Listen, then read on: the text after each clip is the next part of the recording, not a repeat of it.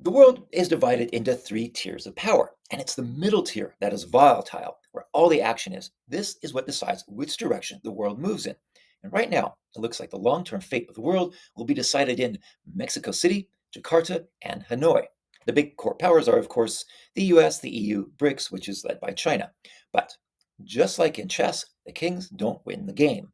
The middle of the board, the semi periphery, that's who decides who wins. That's where Mexico, Indonesia, and Vietnam come in. If they rise, the world could stabilize into a balanced multipolar system. But if they fall, it's back to old patterns domination by a few and dependency for everyone else. And this isn't just geopolitics.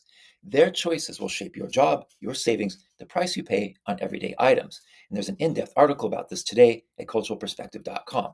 So, Mexico's rise will come because President Sheinbaum is moving Mexico's government from an economy, from an extractive to an inclusive nation.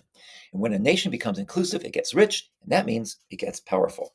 If Mexico can stay on this trajectory, it may well become the next power, competing with the US, the EU, and China. Similarly, Indonesia was on track for being an inclusive government and economy, and it made huge changes in just a short few years when it was a dictatorship. This fast forward movement has stalled, but I suspect it's temporary, and Indonesia will get back on track and become a powerhouse. Now, Vietnam is making big moves in decentralizing the government and moving to a market economy, and it is showing. Additionally, it's investing heavily in education, and that is already showing positive results.